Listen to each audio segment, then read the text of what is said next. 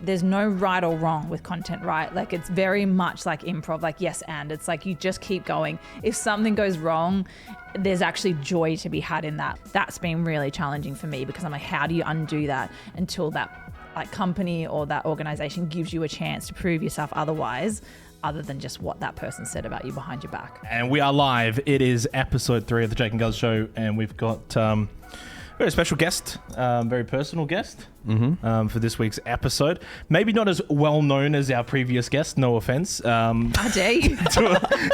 to Alicia. You don't know my secret channels. Welcome into the show. It's great to have you here. Thank you. For those maybe a little bit unaware as to sort of, I guess, what you get up to on the interwebs, please let everyone know. I wish I got up to more on the interwebs, honestly, but I really don't much anymore. So on the, like, do you mean as in like what I do, like overall everything or just me personally? No, everything. Everything. All right. Well, I co-own REKT Productions or REKT Gaming Network with my husband Rob and my brother-in-law James. We do everything. Is there anything we don't do? We do live esports production. We do post-production working with YouTubers, content creators, gaming developers, really anything and everything that requires a camera or a live stream or anything in between. So that our socials are kind of lacking because we're so busy doing all that. But yeah, we're busy, but it's good. It's always good to be busy, isn't it? I know, as much as when we are busy in our day-to-day work, it feels as if you want that break. But when we have that break, then you're not making any money. So I feel like we've already had that break in this business, and that was like last year when there was literally no work and no money. So no, I'm happy to be busy. I'm happy to like have no socials going out for us. It's good. It's good. Let's get a little bit more into you. Let's get to know Alicia. Can we call you Bubba on the show? You may call me Bubba. I'm affectionately known as Bubba to all of these idiots that I work with. Yeah, we should probably quickly explain the law behind that. So Rob would, when we were playing games or whatever, would always call you Bubba. And then it kind of just went from there. We all picked up on it, and you're all Bubba to us now. Yeah, so. literally. I'm Bubba. I'm Bubba in all of it, the Discords that we're in, and I feel like everyone just calls me Bubba. And it was kind of a little weird to begin with, and now it's just not. I feel like if you call me Alicia, it's even weirder. So I'm happy with that. Wait, would you say that's like, because I don't think you don't really have an online handle either. I don't. I'm literally just Bubba. Yeah. But then I feel like it's Bubba to esports, but then like to the content creators, it's just Alicia. Right. Although I think like I'm kind of mum to a lot of the creators that I work with. So I don't know. It's either like a kind of weirdly like sexual relationship nickname that I'm getting, or it's mum. So I don't know what's worse. I mean, at least it's not like you're going to, publishers and developers signed Bubba kind of regards. No. Ryan at Ubisoft does call me Alicia. Yeah. So yeah, that's fine. So let's learn a little bit more about you, Alicia. So obviously you're in a industry that's predominantly gaming focused, whether that be content creation, obviously esports. So I guess for you, where did gaming begin for you in terms of your early memories? I feel like there are so many people that are going to like pick on me for this. Like Rob will pick on me for this. James will pick on me for this. Max will pick on me for this. But when I was younger, I actually was really into gaming. Like more, not so much. Funnily enough, I can already see him fucking laughing at me through the window there. He already knows what I'm going to say. But when I was like really young, I actually really loved computer games. So I'm going to really expose my age here. But I used to really love playing Where in the World is Carmen Sandiego on like the old Macs, like the really old Macs. So like Guzz is like, what are you talking about? I don't know what the fuck you're talking about. You literally won't. They were like box. Do you remember like the ones that look like kind of jelly coloured? No, Yeah, I kind of know what they look like, late 90s kind of. Yeah, okay, so before that, they were just grey. Like they were just grey boxes before they had those colours. And anyway, so like we would play Where in the World is Carmen Sandiego, Lemmings. At home, I had like a Commodore 64 computer that like had like the dial-up internet, and it would be like would come up with all the code at the start. And I actually loved computer games. But I think the thing was that, and I love like I had a PS1, and I used to play Tony Hawk Pro Skater 2 on that, which like fueled my love of like punk rock music. And then I also used to play Rugrats on that. And I think if my parents could afford to buy me any more games, I would have had more games. But at the time, I had my 2 games. But I think it was just that my friends just weren't into gaming. I had no friends that like played any kind of consoles, any kind of computer games. And so as I got into school, it wasn't cool anymore. So I was like, oh, I don't do that anymore. I don't play. That's for nerds. I don't play games. And so it just kind of stopped. And so my reconnection back into the world was Rob and meeting Rob. And so I remember we moved to Melbourne, and literally in our living room was when he like would set up like literally a trestle table in the middle of our living room so that he could like have his computer games. And actually even before that, I remember like coming home, and he'd like been at my house all day while I was at work, and I came home and I just like heard this yelling. And I was like, what are you doing? He's like, oh, sorry, I'm in a game. Like literally just completely ignoring me. I was like, oh, okay, cool. We're all right. What kind of yelling? Oh, like, oh, you know, PG yelling. Yeah, no bad words. But yeah, and so, yeah, I guess like, yeah, meeting Rob was like my reintroduction back into it. And yeah, I guess this is just my fucking life now. I feel like everything is just gaming. It's interesting you mentioned the whole school aspect, because I think even for me that it was at that strange point in time where it wasn't really mainstream. Like gaming in general wasn't this super mainstream thing. So like when I would go to, you know, primary school, early days of high school, if you were gaming, you were a nerd. Maybe outside of maybe some console stuff, like if you played GTA or something, but no one would look down on that. But I remember like RuneScape, for example, back in the day was considered like a super nerdy game. If you played that, you were just straight up loser. It still kind of is. It probably still is. But now it's full 30-year-olds. Yeah. So it's interesting you kind of say that, because I think now, not that obviously I probably know what the kids sort of do at school, but I don't think it would be considered as nerdy, because it's such a popular mainstream thing now. Things like Fortnite, obviously massive. Roblox, I think for them it would just be a normal thing and a normal pastime. I think so, for sure. Like I wish I could go back time and have that be my experience. But yeah, I think these days it is so normal to have some form of gaming in your life, whether it's like on your phone or whether it's console or whether it's computer. Like it's everywhere. And so yeah, I'm glad for all the kids these days, because it would be nice. But yeah, I remember back for me also too, for me, like it was a thing that boys did. Like girls didn't play games, and I think that was my thing, was it like, I don't, you know, I want to be a girl, I want to play with Barbie, so I didn't play computer games. Interesting. Yeah. Obviously without gaming, REKT probably would not exist, and you would probably not be in the position you are now. But it wasn't always your aspiration, I guess. Acting obviously was a, you know, potential career path for you, or I guess still ongoing. Yeah. How did that come about, and how does that passion, I guess, maybe feed into what you're doing now? I mean, I'm really lucky, because I feel like everything that we do, like it sits so nicely together. So obviously, so like to give you like the backstory and context, I did acting and stage work and music theatre work like all growing up. So I like probably from about the age of, I was always like making up stories and little, you know, movies and plays and stuff for mum and dad. But when I turned, I think it was like maybe 14 or 15, I started doing stage work, like obviously at school, and then like outside of school with a local theatre company. And then that kind of progressed into, you know, singing lessons and, you know, learning more about it. And then when I met Rob, we moved to Melbourne. I got into a full-time acting course at 16th Street Actor Studio, studied that full-time, and then we moved to Sydney. That kind of went to shit when COVID happened. I like got into a musical up there, and that didn't come to be. I got a job with the Starlight Foundation as one of their performers. That never came to be. So I've been really fortunate though, because what we do with REKT is so close to what I love. It's really just being on the other side of the camera. And I think for me, if anything, I just have a better appreciation for people that are behind the camera, because for most of my life, I was just the shithead performer that would rock up and kind of just expect everything to be done. Wait, is that me? yeah, pretty much. No. You guys set up today. Like I'm impressed. You're learning.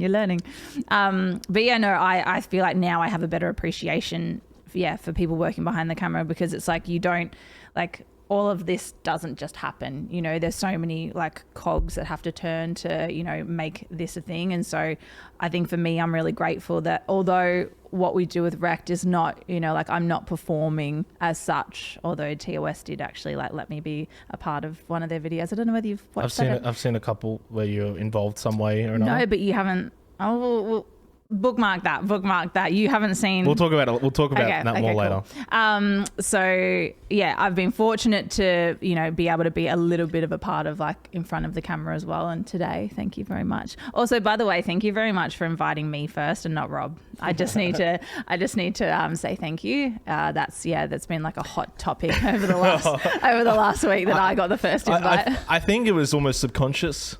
So obviously Rob is on the list. We'll get him on at some point. He knows that. But sure. I was like, I want to know more about Bubba. You know, I want Alicia to get the spotlight. Thank you. Everyone knows Rob. Rob's a very known figure within our community. So we don't need more about him. Let's go to Bubba first. Thank you so much. I kind of just want to bring it back just ever so slightly, because obviously acting would have been, I think, a really big aspiration for you growing up. Was that always something that you thought growing up, going through high school, this is the career for me, this is what I'm going to do? And for you, that like the standard 9-to-5 job was just never even an option?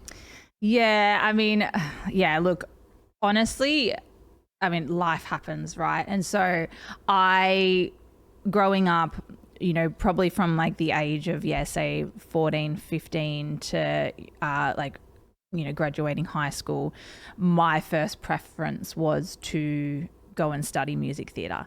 And so the reason why I did that was like, I didn't do that rather, was like a previous relationship at the time wasn't particularly supportive of my endeavours. And so, and also too, I like, you know, Rob and I grew up in Bendigo, which is like a smaller, it's not, I mean, look, we're really lucky now, like it's actually really like multicultural, and there's like lots of like amazing opportunities that are starting to flourish now, but back, you know, 10, 12 years ago, it was not. And so for me, I kind of put that on the back burner. That was when I went and studied graphic design. So it was kind of like I always wanted to, like, acting was always my first preference, but then I really like, I did really well in visual communication at school as well. So I was like, oh, well, I'll go study graphic design because I can do that in Bendigo. I don't have to leave. And then I worked a whole bunch of soul crushing jobs in between, like graduating high school to like leaving Bendigo. And it was just at that point in time, it was actually, funnily enough, Rob's mum that just kind of pulled me aside one day, and she's like, if you could be doing anything you want in this life, what would it be? And I was like, oh, acting, of course. And she like looked me dead in the eyes and she's like, so why aren't you doing it? And I was like, fuck you. It's a bit more complicated than that. And this was before Rob and I got together because, I was very good friends with their family before we got together. And I was like, oh, okay. Whew, yeah, all right. You got me. And so then that was when I started to think, well, maybe it is something that I could be doing. And at the time I was 25, 26.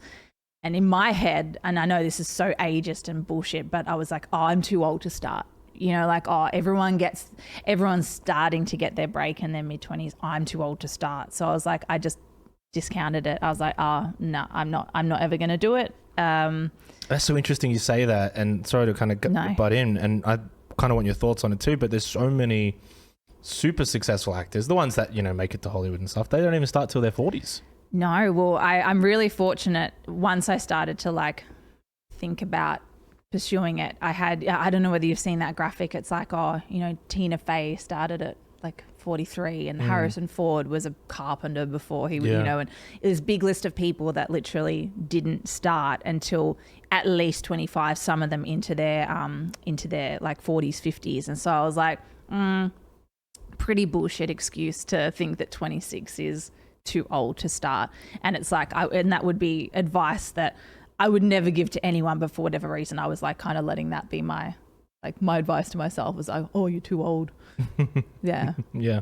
I think that you've been able to obviously do this for a little while now. What are some of the successes that you've been able to have from your career in acting up until this point?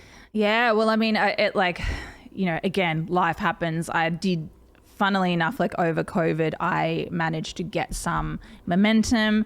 I was managing myself at the time, and so I kind of had like quite a bit of success with just managing myself. And like, you know, there's a platform called Star Now, and essentially you make your own profile, and like people advertise jobs. Some of them are paid, some of them are not, some of them are volunteer. Pardon me. And I actually gained a lot of traction through that. And I also had an agent that, so there's two types of agents. One is like where you can just go and get like extras work. So essentially you just background, like neighbors extras, things like that, or background talent. And then there's like a high level agent where like you go for like bigger roles, like parts, like you get paid well. And so at the time I just had the little extras agent, and then that's when I went and did some work on Superwog. I have my little Superwog moment, which was amazing. That was a lot of fun. And then I had a little bit part, a day player on Flunk, which is like a really well-known like LGBT web series. And I also like did a little bit of like paid commercial work. For whatever reason, I feel like I'm very typecast as either a policewoman, a tradie, or a teacher. And I don't know how to feel about. When you a mum in the Superwog? Yes, a mum too. Thanks, Jake. I appreciate that. Yeah, mum typecast as that too. But yeah, and so I did like quite a bit of paid commercial work, and then obviously like after COVID settled down, we started REKT, and then I wouldn't say that I stopped caring about my acting, but obviously like priorities, like it just kind of got put on the back burner. Obviously, we just very quickly mentioned Superwog there. That was obviously a big deal. What was that experience like for you? I guess maybe give us a little bit of the behind the scenes. Yeah, it was incredible. Those guys are so funny, and I've always like considered myself like professional and able to, you know, if like funny things are happening, thought I could, you know, like toe the line. But those guys were so funny, and I just like was so blown away by their professionalism. And I was like, oh God, this is like, it hurt to be so close to the action. Like I didn't really have a like a role as such. Like I was mum with a baby, and so like fortunately like all the extras kind of got to be quite involved, but I was just like, it kind of really like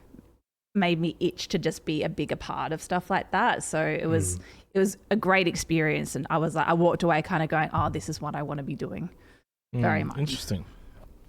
I guess pivoting away from acting now, his name has been mentioned a couple of times. It is, of course, Robert, your husband, Alicia Munday, for those in the esports world. Talk us through a little bit about, I guess, how you met him initially, and maybe some of the highs and lows of that relationship, you know, the grind in Sydney, coming back to Melbourne, and then I guess how that culminated into REKT being founded. Yeah. So we actually met through Rob's younger brother, Charlie. I did a lot of theatre and music theatre with Charlie, sort of in my like the last couple of years of being in Bendigo. I'd known Rob for a while as Charlie's brother, but it was very much like, oh, that's my friend's brother. We don't, you know, you don't go there. That's not a thing that you do. And then Charlie got accepted to study in New York at a music theatre college in New York. And so as he was getting ready to leave, that was when like Rob and I got to know each other a bit more. And basically we were like organising his going away party, and like sparks are flying a little bit. And then essentially once Charlie left, I ended my previous relationship, and once Charlie left, it was kind of like I need another Monday. I was like, sorry, Char, I might have kissed your brother, and I had to bring him one day, and he was like, oh, okay, cool. And I was like, yeah. He's like, so is this just like a fun thing? I was like, I don't know. I actually quite like him. I'm really sorry. Conversation kind of didn't really go very far from that. But anyway, we saw each other like for a while in Bendigo, and then that was when I auditioned for the acting school, and we moved to Melbourne together. We spent probably, how long were we in Melbourne? I think we were in Melbourne for like 2 years, or a year and a half. And in that time, Rob was like on the casting grind. So he'd be like on that table in the middle of our living room, like casting CS at like 4 a.m. in the morning doing like ESEA. And I just remember like, coming out all hours of the morning, and he'd be casting, moved houses, got like a bigger casting room. He'd be on the grind 24/7, and his like opportunities like kept getting bigger and bigger, and he'd like, was starting to get paid a little bit more for it.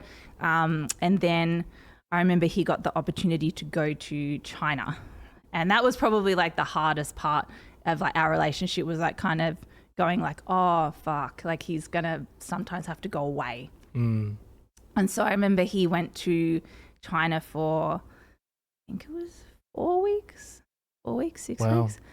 And I remember that was like all right, like am I gonna be able to deal with this? Like, is this gonna be a frequent thing? Am I, like what's this gonna mean for our relationship? But if anything, it just made us like miss each other more, like lame. Yeah. So was this before you guys then moved to Sydney so that Rob could do obviously a lot more of the work with ESL? Yeah, it was. So he did like the Melbourne grind, then did China, and then ESL offered him work in Sydney, like if we were to move there, and then that's when we moved to Sydney. Interesting. What was that move like? I guess not just for you, but for both of you, it would have, I would imagine, be quite testing. You move into obviously a whole new city. You're leaving what was originally a bubble in Bendigo, then Melbourne, now all the way to a whole new state where the cost of living was obviously a whole lot more. You're working in an industry that is not very secure either. Were those testing times? Yeah, I mean, Sydney, you've both been to Sydney, it's like where ESL, I think they still are there, but like where they were at the time, it was like western suburbs. So we kind of moved to be close to that. Pardon me. It was expensive, like, because I remember, we were living in Melbourne, and like, we were in our little Melbourne bubble, and it was great. And like everything, like we had, good work, regular work, and we had enough money. And then moved to Sydney, and it was like, oh God, like we found this like shitbox house to live in that I think was still like $450 a week, and it was like way out west. And so that was pretty testing. We had no air conditioner, as you know, Rob, like he's a hot boy and he needs his aircon, so that was a bit of a struggle. He was a sweaty boy in that house. But yeah, it was challenging, and like I was really fortunate. I had a couple of friends in Sydney, so it wasn't quite so daunting for me. But for me, though, like I wasn't walking into anything. Like it was hard. Like Rob was walking into work. I had nothing, and no acting opportunities, like nothing. So I guess then for you, because obviously we kind of know what Rob got up to when you guys went to Sydney, what was it for you? What were the goals? To find acting jobs, or to just find a 9-to-5 job? What was, I guess, the goal for you when you were in Sydney, more so personal and individual to you? Yeah, it was hard. I struggled for a bit to know really what to do with myself. Like I'd worked in hospitality in Melbourne, so I was like, oh, that makes the most sense to keep myself free and open for any other acting work that might come up. So I worked in hospitality for like pretty much the entire time we were there. It took me though essentially the acting course that I did was really like it really opened up a lot of emotions and a lot of like bullshit that was sitting in the back of the subconscious that like you go to acting school and they're like, all right, rip your heart open in front of everyone and perform, and it's like, okay. And so I kind of at the end of that I was a bit like, I just need to have a break from it all. So I was like, when we get to Sydney, I'll spend like 6 months and just kind of not do anything. But 6 months kind of turned into 12 months. And then I was like, all right, I need to be doing something. And so I found a music theatre group company rather that they did like profit share. So rather than getting paid a certain amount, you can share the profit from a musical, from seat sales and stuff like that. And so I got into that. And then that was when I was also I auditioned for the Starlight Foundation and like got through all there's like 6 rounds of auditions for that.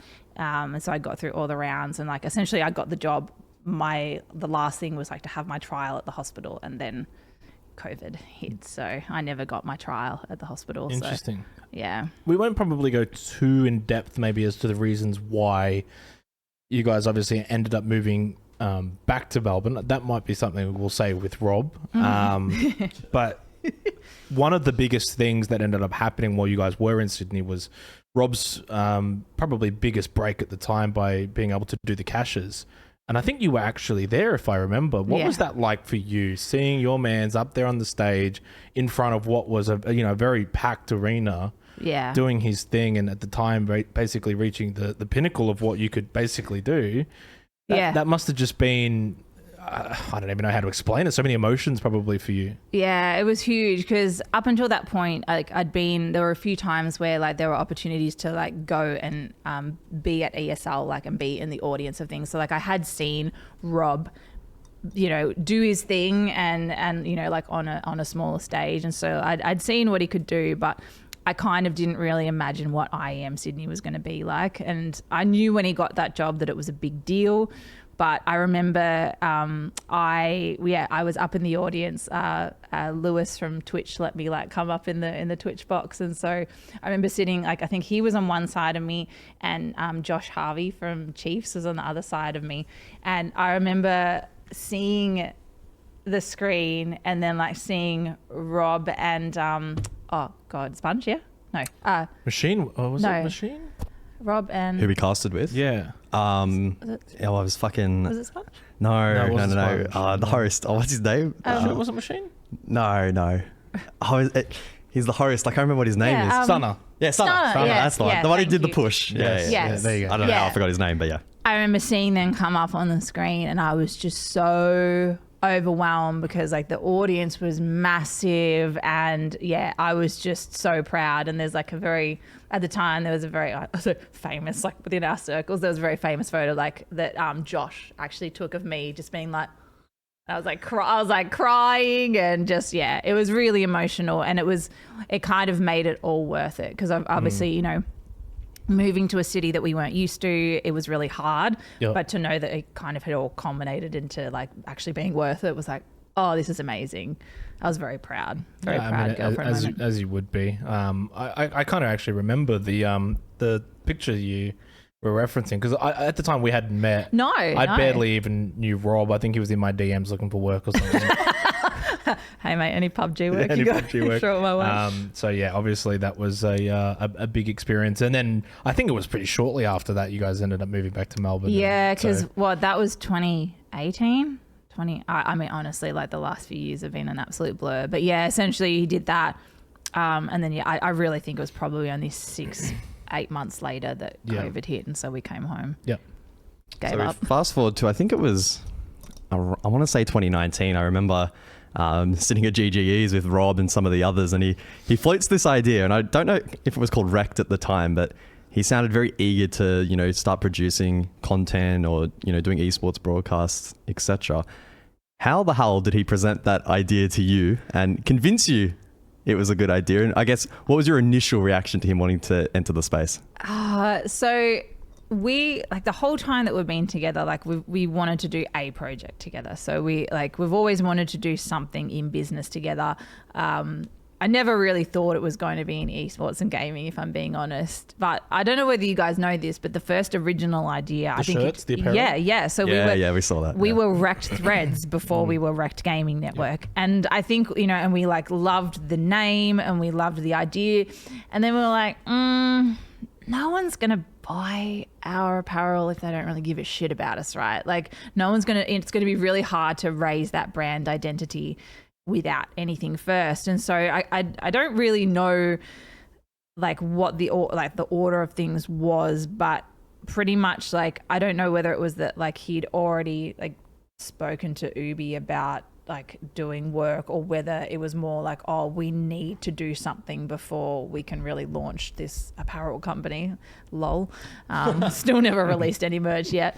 And then the gauntlet came about, and in my eyes it was like only ever going to be like event to event basis, like that we were just going to like do, that was, that idea went well. We actually like raise sponsorship money. And I was like, oh God, like people actually want to give us money to do a thing. That's really cool. And the first one went so well. And then we were like, oh, cool. All right. Maybe we should do another one. And then after the second one, it was like, oh, like we actually like enjoy this. Like this is all right. Don't know why you enjoy it. I know. I've seen it behind the scenes. Oh my God, it was stressful. I mean, I think about now, like what we do in here, it's like it comes so easy now, and it just like I walk into work and it's not like it's still stressful. I always still want things to go well, obviously, but back then, oh God, like which chords go where? Like, oh fuck, 10 minutes till we go live. Like, is it going to catch on fire? Like, oh my God. But now, yeah, I don't know. I look back and think, God, I don't know how we did it. We knew nothing. We just did it. Yeah. I know that obviously you guys started out with the whole apparel thing in mind. Outside of that, what were, I guess, the goals? What were the purposes of why you, I guess more the goals than the purpose. I think for me, looking back when it was created, I felt like there was a little bit of uncertainty. Would you agree? Like, or do you feel like you had that goal fleshed out in mind as to what you really wanted it to be? I think yes, there was uncertainty because I think that we never really knew like how far we were going to take it. But I think for me, even when it was just an event to event based goal, I think I'd kind of, by that stage, you know, I'd met so many people in the esports community and the gaming community. And, you know, and for me personally, like I'd met a lot of women in it and I'd heard sort of stories from lots of people from lots of different walks of life within that community that had really had some pretty awful experiences, whether it be by not getting paid properly or at all, whether it be like women that weren't particularly treated very well by the men in the scene. I just had heard a lot of horror stories. And so for me, like my initial goal was I just want everyone to come to our events and to feel safe, to feel like you are, you know, like that you're going to be treated well, that you'll be fed, that, you know, valued, right? And that, you know, you walk away and go like, you know, even though, I mean, obviously at the time and I thank you guys for coming along the ride always with us, but you probably walked away going like, fuck, that was a bit stressful at times, but I hope you always walked away thinking that, you know, that we valued you and that we appreciated you.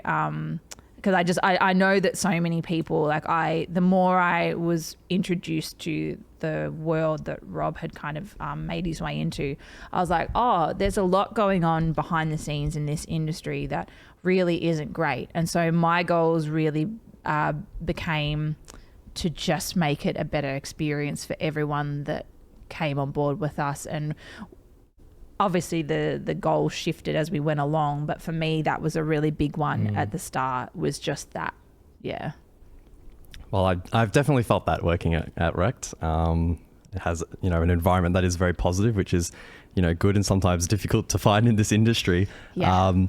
That said, obviously, you know, perhaps behind the scenes, there are road bumps to get over. I mean, starting a business in general is very, very challenging, never mind in esports, plus Australian esports. It's almost an impossible task. Yeah. Maybe talk us through some of the issues that you've had to, you know, work through and what that experience has been like. Yeah. I think like the biggest one was like, having so much success for the first couple of events that we did for the Gauntlet, and then sort of just, I guess, like brazenly having the assumption that like that success was just going to carry on into every event that we did.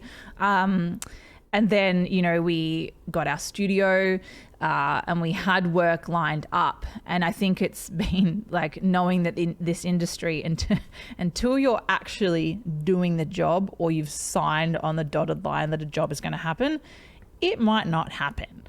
And so the biggest thing that we've had to overcome is just, well, one, just not getting disappointed when things look like, you know, your ducks are all lined up in a row and you think, oh, cool, great, we've got XYZ money coming in for this quarter or this year. And then once a couple of those jobs drop off, you're just like, oh, fuck, all right, how do we pay the rent?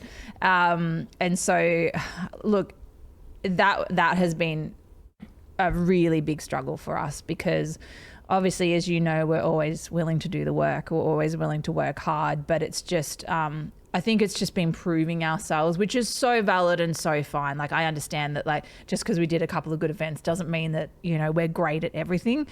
So I think, yeah, the biggest challenge has been like proving ourselves along the way, and also proving like a few of the naysayers wrong, because, you know, there's been, you know, a few people. Do you want to name them or? Oh, no, I'm not going to name names in the podcast, but there have been a few people that have not been on our side at all. And so for me, that's been really challenging, because I know that there's been like some interpersonal relationships that Rob has had that, you know, has affected this business because XYZ doesn't like Rob, or has had, you know, has had somewhat of a bad experience. But I'm like, that affects my business too. And so that's been really hard, just kind of like battling those naysayers that, you know, might have said a bad thing about us somewhere in a room, and then that's stuck with that person. That's been really challenging for me, because I'm like, how do you undo that until that like company or that organization gives you a chance to prove yourself otherwise, other than just what that person said about you behind your back.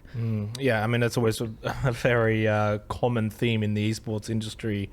I don't want to say backstabbing, but yeah, backstabbing. Yeah. And a lot of shit talking and a lot of behind the back and all of that. So fortunately then, I guess for you guys, is that REKT is now no longer this exclusive esports entity. Where did the path towards working in content creation with content creators stem from? How did that develop? So that was sort of something, and again, I guess for me in my background, you know, it was something that I wanted to get into, but we kind of had no idea how. When Rob worked when we were in Sydney, obviously Rob was working for ESL, but he was also working for Click Management. And so he worked with content creators there, and, you know, he loved that job and loved, you know, working with them and working in content. And so it was always something like in the back of our minds that like we wanted to dip our toes in that, but we just had no idea. Very fortunately, because obviously he solidified really good relationships from working there, we had we'd done the first 2 or 3 gauntlets, and we had secured this space here. And then that's when Emma Graham, who is or was Loserfruit's manager, she contacted Rob, because she was very good friends with him still, and was like, hey, I heard that you guys have a space and you're doing esports and production and stuff. Like, I wonder if you guys would like to work with us. Loserfruit has this idea about forming a girl group, doing some content, kind of like Sidemen-esque content. Would you be interested in working with them, with us? And we were like, yep. What do you want? Like, we had no idea what it was going to entail, and we just literally strapped in. And so, look, I would love to say that it was, you know, like hard work of hustling and cold calls and emailing, but we got lucky that Rob had secured a very good working relationship with people in Sydney. It's interesting you say lucky, because I mean, yeah, there's always going to be that element of luck, but you know, that's the benefit of networking and building good relations. True. And obviously Rob's time at Click then led to good relationships, because he could have easily been maybe like a couple of other people that worked there and maybe didn't build good relationships, which is, you know, the things I've heard. Yep. So he obviously went in the right direction, did things the right way. You get the benefits of that later. What was some of the surprises maybe then of actually working on that content creation side of things that maybe you weren't expecting? Because obviously, as you said, you kind of just jump into it, right? You obviously have to take an opportunity like that when it presents itself, but then there's going to be some surprises that come along with it. Yeah. Well, yeah, I mean, honestly, if I'm being honest, like all of it was a surprise. So I came from the background of like having very like, so in acting, you know, you have like for screen and like television film, you have a call sheet, right? And so like everything is like to the T with that call sheet. So I was like very much under the assumption that like if we were managing their shoots, that, you know, there would be call sheets and everything would be like very by the book.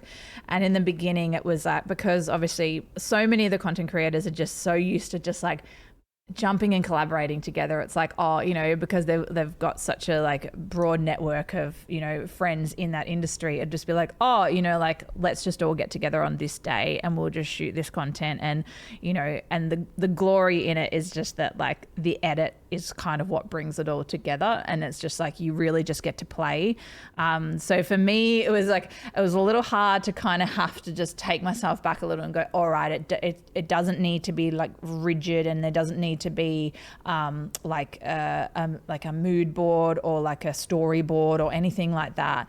You just need to have like your ducks lined up. Everyone needs to arrive at this time, and then you just like let them play essentially, and you have a little like outline of what you want to achieve for the day, but it's not so much structured. And if anything, it kind of took me back to, it's more of like an improv experience. So for actors, like often like we'll just go do improv classes, or if you study, it's a part of your degree, and improv is just play. Like it's literally just like yes-anding. And I think working with these content creators, it's like, oh, it's actually more improv than it is structured, storyboards and stuff. And so that was the thing that took me by the most surprise, because I assumed that it was still like more bordered than what it really is.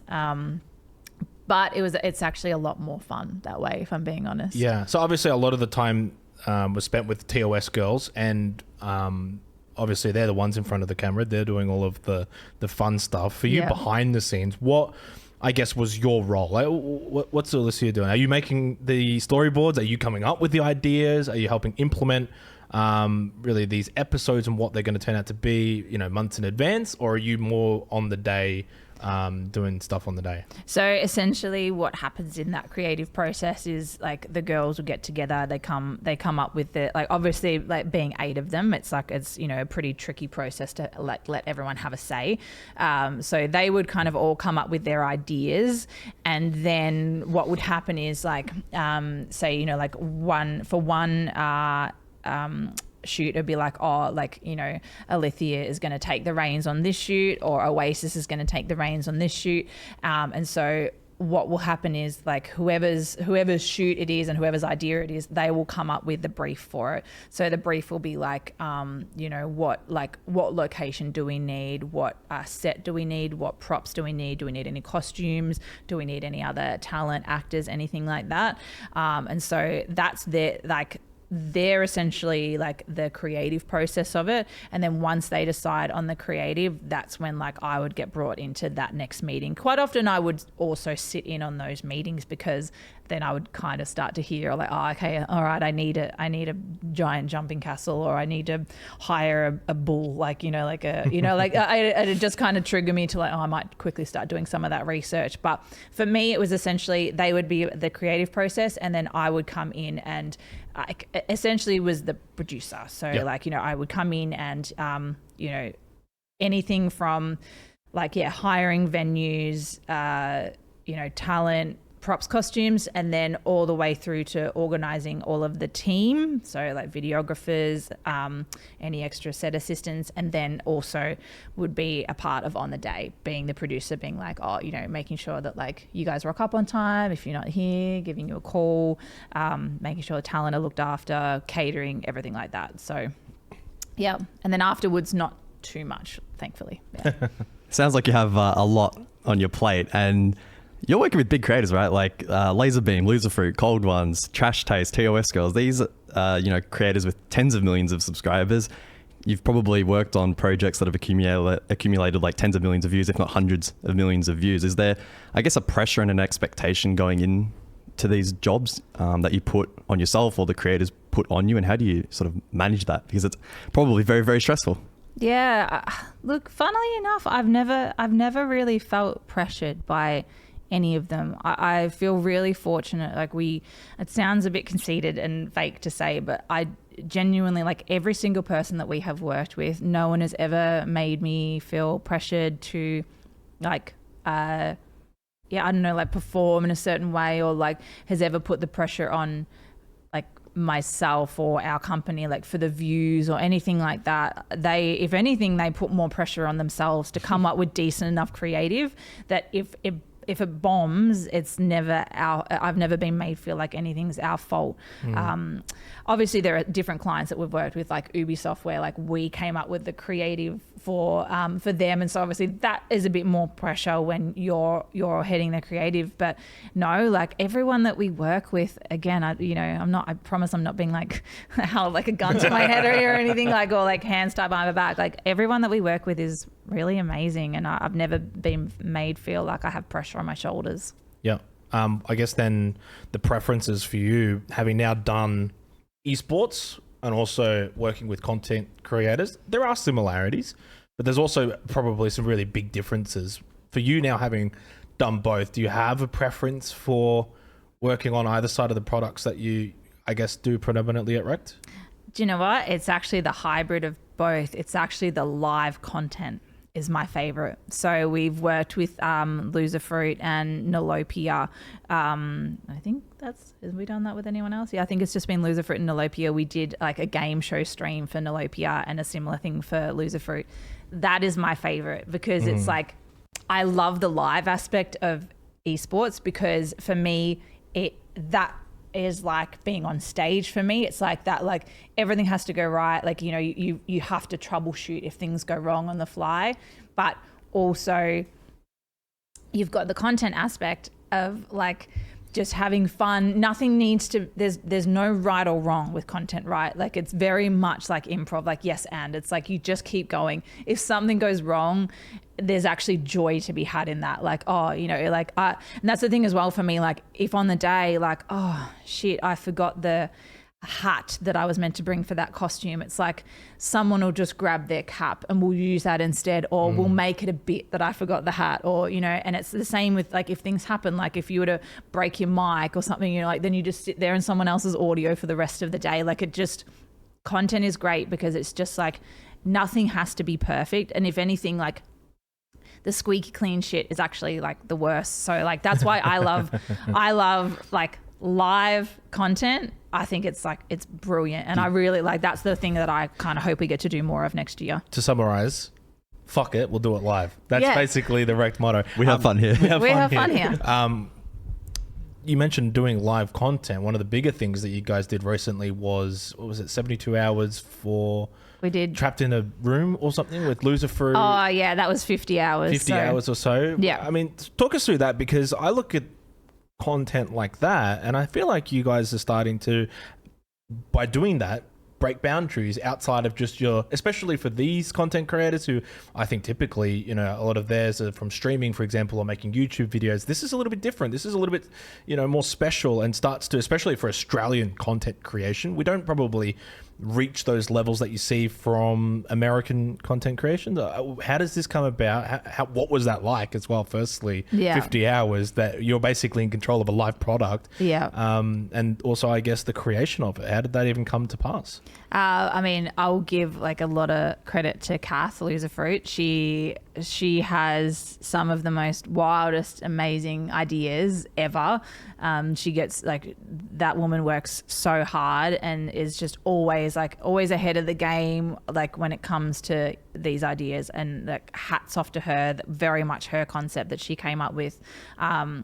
Obviously, since TOS, she became very good friends with Tanner and Nalopia. We're like, right, you two, like, let's like do a live stream in a room where we're locked in the room for the entire time, and the production can just do random shit with us, like very Big Brother-esque, but also a little bit like, obviously it's condensed into that 50 hours, so it's a little bit different. No one's voted off or anything like that. It was the most fun, but also the most challenging thing we've ever done. Like 50 hours is a long time when you're there for the entire thing. So essentially, Rob and I just kind of worked on shifts. Like I'd kind of sleep at the back when he was, on production, and then we had another producer come in and swap with him, and then I'd make sure that I was like awake when Rob was asleep. Essentially, just like chaos. The fact that the stream didn't go down, we had audio issues like bloody Tanner. I don't know, don't ask me why. I don't know what the hell happened, but her every time. So obviously we had wireless mics, and so and it's like, these are, if something's happening with a cord, you can kind of like fix the cord, whereas like wireless, it's like on a frequency. So if something's going wrong, it's like generally that like there's interference from, like something else around you. We tried everything to fix her mic, but for whatever reason, the static electricity in her body or something fucking wild, I have no idea. We couldn't fix it. We tried different mics. We'd put the mic that she had on like a guest that was coming in or whatever. They'd have no issues. Then you'd put it back on her and it was like, and it was just like, that was terrifying. Like audio, like as you guys well know, like it's like audio's everything. And if you lose the audio, and visual. Oh, see, you know what? We have a motto. Like you can fix visual. Like recently, Cold Ones, they like had their audio, but they lost all their visual for one of their episodes. So they decided to redo it with the audio, but did it with puppets. Oh, okay. So you can find a way to work around shit visual, but you can't fix audio. You can't go back and like try and record over where your mouth's moving or something like that, or when it's live, you know, like, there's nothing you can do. So that was absolutely terrifying. But no, like 50 hours with them. We did 24 hours with Power as well. It was a wild ride, but I am really appreciative because no one else seems to be really doing much of that yet. Pestily, I don't know whether you saw recently. Yeah, seen that. He did some really cool stuff. That one's a little tiny bit more Big Brother-esque. Especially considering it was content creator. I don't know if it's still going or stopped. No, they're done. They're done. Content creators all from kind of different backgrounds and areas and stuff, and not as I guess connected in the way that the TOS girls were. So I mean, I thought you guys did it better. Oh, thank you. I mean, I guess, it's so different because when you've got three people that like actually know each other so well and already have that relationship, whereas like the challenge for those guys for Pestilis was like they didn't know each other. So it was like 24 hours of hard it's like imagine you get like maybe two of the girls from TOS and you throw Guzz in and you throw a bunch of other people in. It'd be awkward.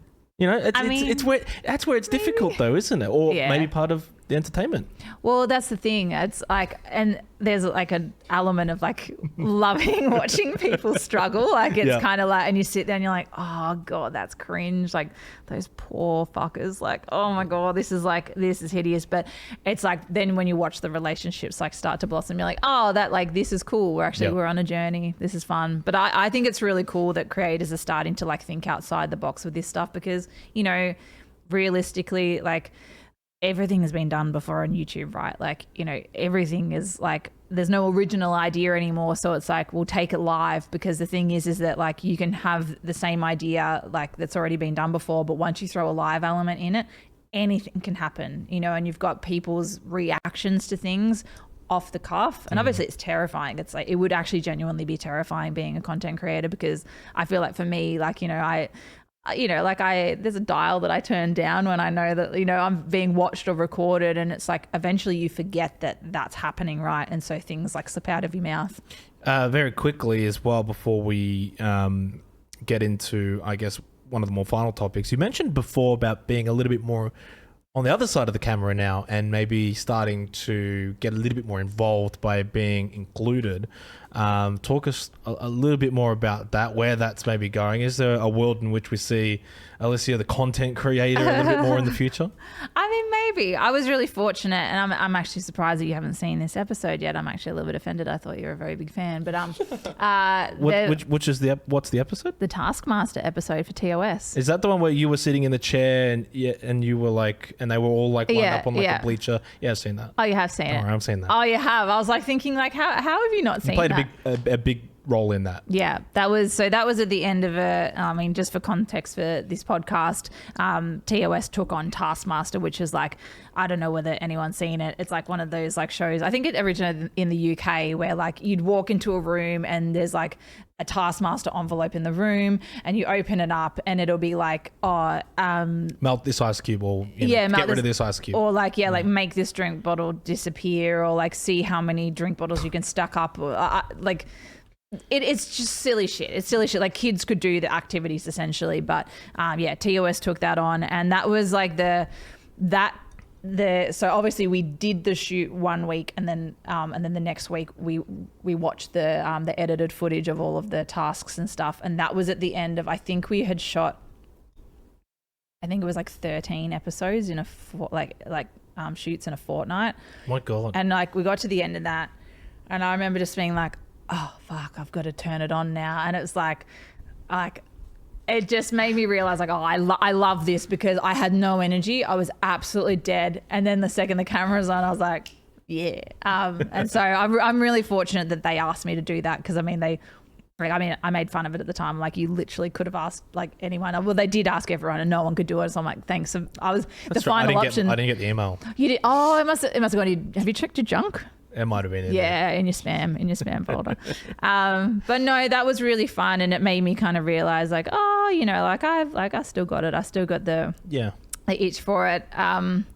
I would like to do more of it. I think it's just like I don't know where I see that happening in this world. Like I don't know whether like being a content creator per se is where I see it fitting in. I do have like a couple of ideas, but it's more like for scripted, like a web series, scripted web series than it is more like for content, like improv content. But I think maybe this year I might start to like water that seed a little bit. We'll see. I mean, you've always got the production, you've always got the equipment. Yeah. So we'll see what the future holds. Yes. Talking about the future, this episode, if I've run the numbers, will be dropping early 2024. So obviously 2023, it's been, I think, pretty good for REKT. I'm sure you'd probably agree. What are you excited for in 2024? Maybe obviously personally from your perspective, but for REKT as a whole? I am excited to, like, we've got a couple of like new clients that we're kind of hopefully talking to and in the works. So I'm hoping that we can kind of branch out a little bit more like of our scope of creators. So like rather than like just working with content creators that are in the esports and gaming field, like I would love to branch out into some like other content creators that are working on politics or something and different. And like sport and stuff like that as well. So that's I'm excited that, again, like nothing's signed on the dotted line, so I'm not getting excited about anything yet. But we do like until I'm in the studio and there's like, you know, like I'm doing it. I don't count my chickens. Yeah. I mean, obviously, you've always got the Jake and Guzz show as part of REKT Productions. Big paying client. Yeah, totally. But in terms of, I guess, 2024, I'm assuming esports is still going to be a big focus for REKT. That will always be part of, I guess, REKT's identity. Yeah, it's funny because I think that like we kind of went full circle. So like we started off being so focused on esports, and then it kind of like, and then that, you know, not died off, but it dropped off a little, and then we got into the content creation, and now I think we're like finally coming back around. It's been great because we've worked with who we've worked with, and I'm so grateful for our clients that we have that had faith in us to do a thing, because who we've worked with is who we've worked with. Now we're kind of coming back around, getting the opportunities in esports again, which is really cool because I you know, I've had faith in us the whole time that we can do really cool shit. Always super grateful for like the guys at Ubi, like Ryan, Brandon, like a lot of other people in Ubi that have always like given us the opportunity to do things and have had a lot of faith in us. Really excited. So on the weekend just gone, we had like open qualifiers for pre-season for Siege, and so we'll have that in January, which is really, really exciting. Like to be having the opportunity to do something other than just a little like.